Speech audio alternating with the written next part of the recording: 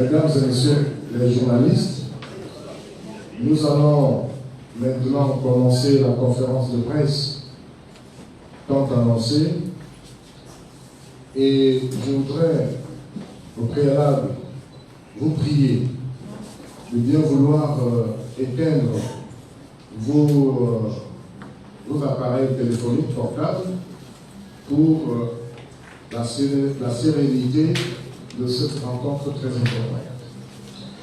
Cette rencontre, je disais, va s'articuler essentiellement autour de la préoccupation des Gabonais en ce moment, liée à l'absence du territoire national, d'Ali Bongo, et des questions y relatives.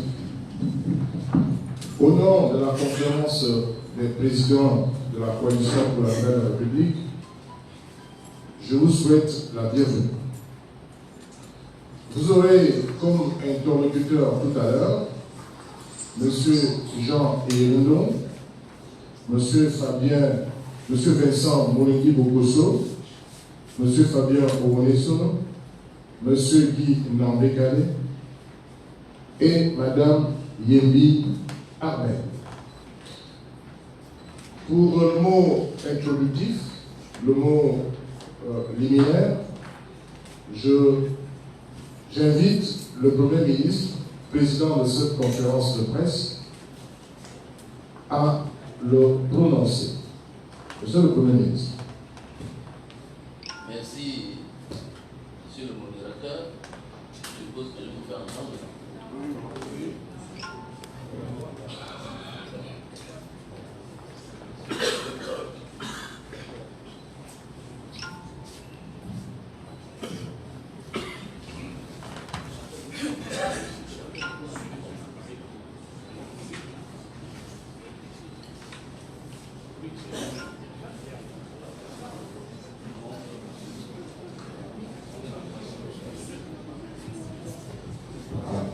Donc, quelques instants, le temps de permettre aux retardataires journalistes d'apprêter leur appareillage. Et je rappelle que ce n'est pas un meeting politique, c'est un échange entre la presse et la CNR. Trêve d'applaudissements. Donc, on n'applaudit pas, on ne pousse pas des cris, on ne fait aucun geste. Seuls les journalistes doivent interrompre, peut-être même perturber dans le bon sens, la sérénité à travers les questions qui seront à poser aux différents orateurs sélectionnés pour ce matin. Les journalistes sont-ils et caméramans sont-ils prêts? Pas encore? Merci.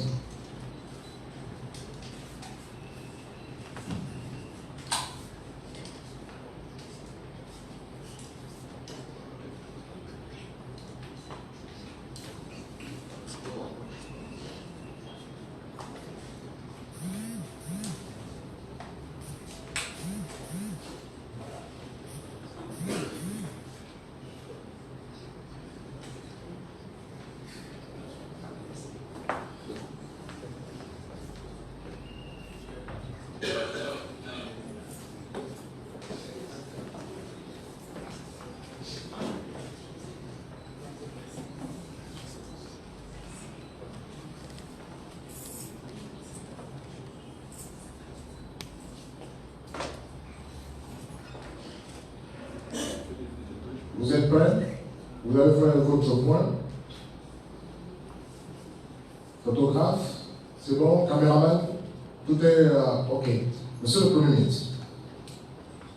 Mesdames et messieurs les journalistes, mes chers compatriotes, cette table, et qui sont heureux de vous entretenir. Notre exposé portera sur essentiellement, je dis essentiellement, sur l'élection présidentielle du 27 août 2016, essentiellement.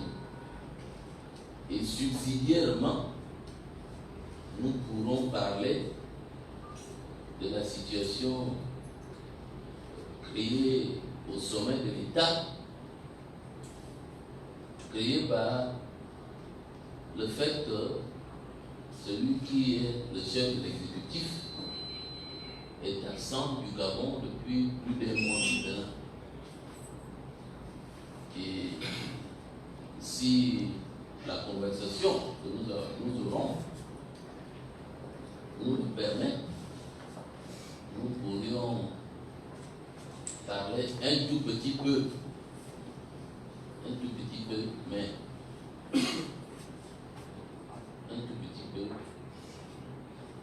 de la santé du président Ali Bongo, qui est président du Gabon, même s'il n'est pas mon président.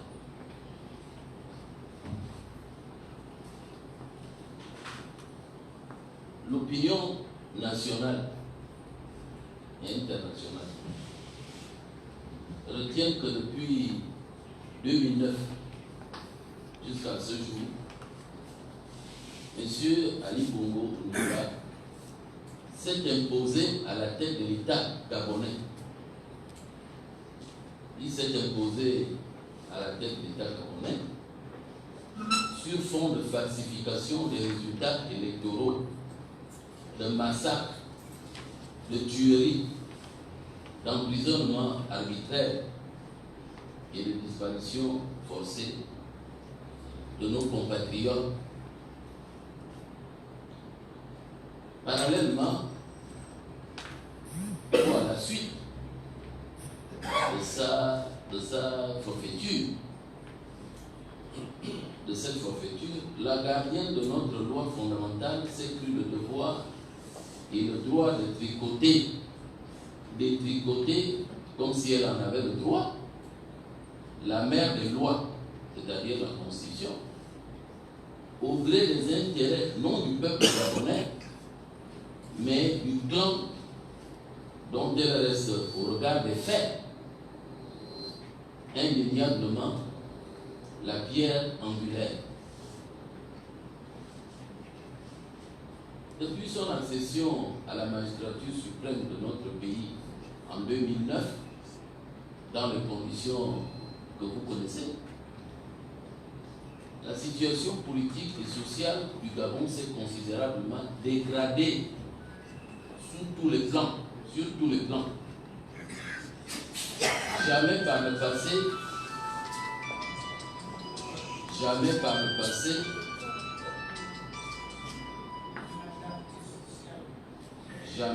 passé, notre vivre ensemble n'a été autant mis à mal par un système qui a érigé la mythomanie, le mensonge, l'intrigue, la corruption, les détournements des deniers publics, le mépris, l'arrogance, le déni de démocratie comme mode de gouvernance. Le regard dans le rétroviseur nous amène à signaler deux faits.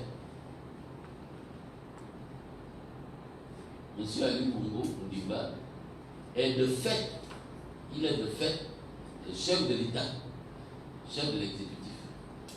Mais il n'a pas été élu par le peuple gabonais, comme vous le savez. Le deuxième fait,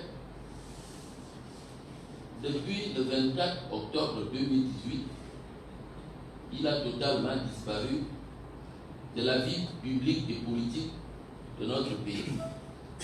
Vous le savez aussi. Vous le vivez également. Mesdames et messieurs les journalistes, je suis surpris par une question d'un journaliste au sortir d'un bureau de vote lors des dernières élections législatives et locales. Le porte-parole de la présidence de la République informera le peuple gabonais de ce que M. Ali Bongo aurait été gagné d'une fatigue légère. C'est le terme utilisé par le porte-parole de la présidence. Une fatigue légère qui s'est très vite transformée en fatigue sévère. C'est encore les expressions utilisées par le porte-parole de la présidence de la République. Fatigue sévère pour se muer en accident vasculaire cérébral, communément connu sous le nom d'AVC, avec saignement. Monsieur le porte-parole l'a dit, avec saignement, lors de son déplacement à Riyad. Nous étions donc le 24 octobre 2018. Depuis lors, les informations les plus laconiques, les unes que les autres, font état tantôt de son décès, de sa rémission, tantôt d'un coma artificiel assorti d'une incapacité physique et mentale. Nous tenons ces propos tout simplement parce que le régime politique gabonais se caractérise par son opacité, l'opacité, c'est-à-dire un secret souvent entretenu pour des raisons, les raisons de conscience. Tout simplement parce qu'on sait que ce qu'on fait n'est pas bon. Il faut donc qu'on le cache. Pourquoi je dis opacité? Au-delà de ces spéculations et en l'absence de toute communication gouvernementale fiable, le peuple gabonais ahuri vit des situations inédites qu'aucun autre pays ne saurait tolérer, encore moins accepter. La publication le 28 novembre 2018 par Sylvia Bongo via les réseaux sociaux, dont Facebook, du transfert de son mari de la capitale saoudienne vers Rabat, au Maroc, pour un séjour de convalescence, laquelle information sera reprise dans la foulée par les autorités gouvernementales. En effet, on se souvient que lorsque nous avons appris ce transfert, j'utilise le mot qu'eux-mêmes utilisent, moi je n'utiliserai pas le mot transfert. On ne peut pas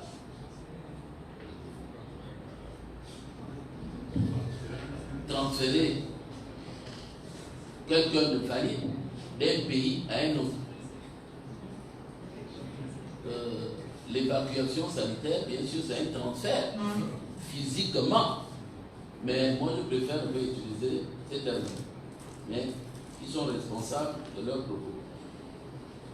Mieux, se substituant à l'équipe médicale,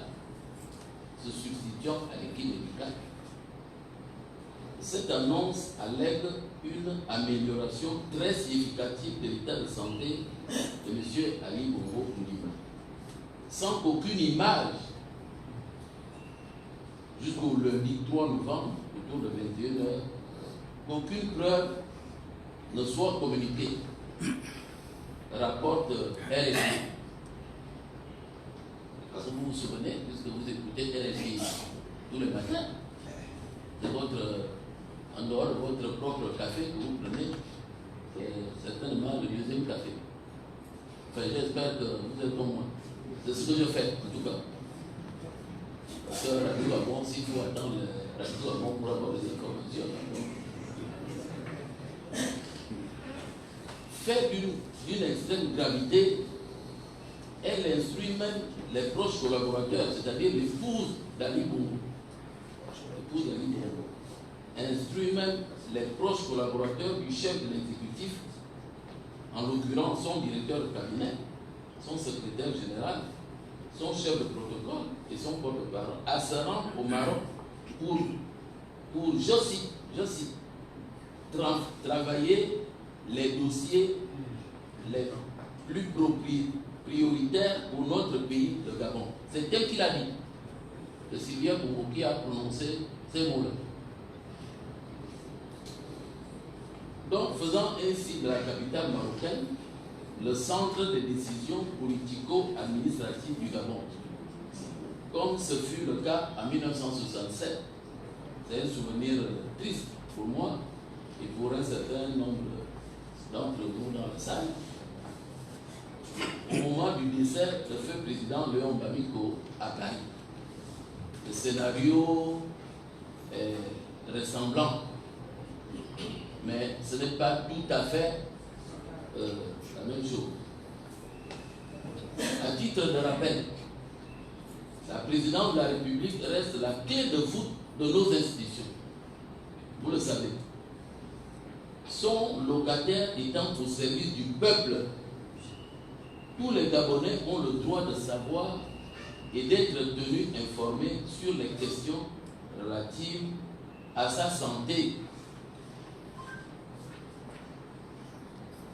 Le président de la République, c'est la première institution du pays. Le peuple gabonais est en droit de savoir si cet homme-là qui incarne l'institution première du pays est en forme, est en bonne forme, est en bonne santé. Nous avons le droit de le savoir. Par conséquent, la coalition pour la Nouvelle République constate, pour le dénoncer, la cacophonie, l'imbroglio et la légèreté entretenue par la communication gouvernementale autour de ce sujet sensible. Effectivement, c'est très sensible parce qu'il s'agit de la première institution du pays.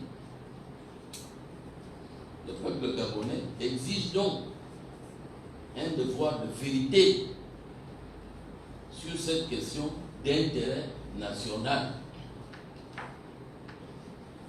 La coalition pour la Nouvelle République fait remarquer que tout le monde parle de l'état de santé d'Ali Bongo Ondimba, sauf ceux qui sont les plus indiqués pour ça.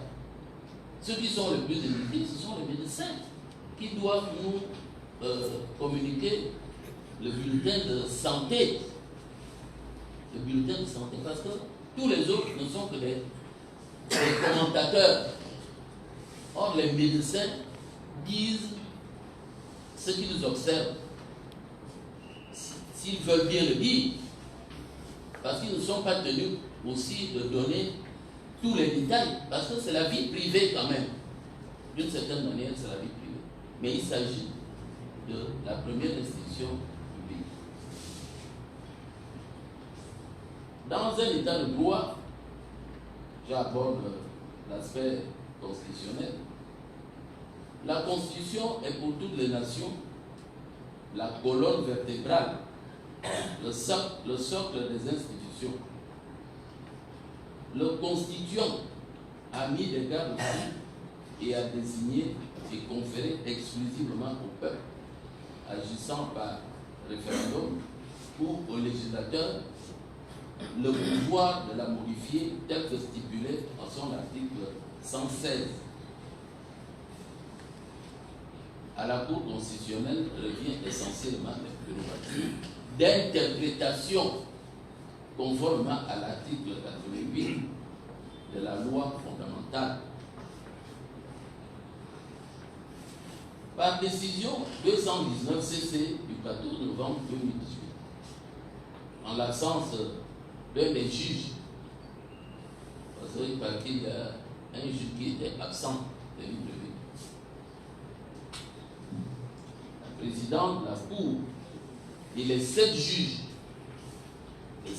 présents ont une fois de plus et une fois encore modifié la Constitution en ses articles 13 et 16 pour pallier, je cite Madame Mourantou, une lacune que notre constitution n'avait pas prévu, à savoir la notion d'indisponibilité temporaire du président de la République, en ajoutant un alinéa libellé comme suit, je cite, en cas d'indisponibilité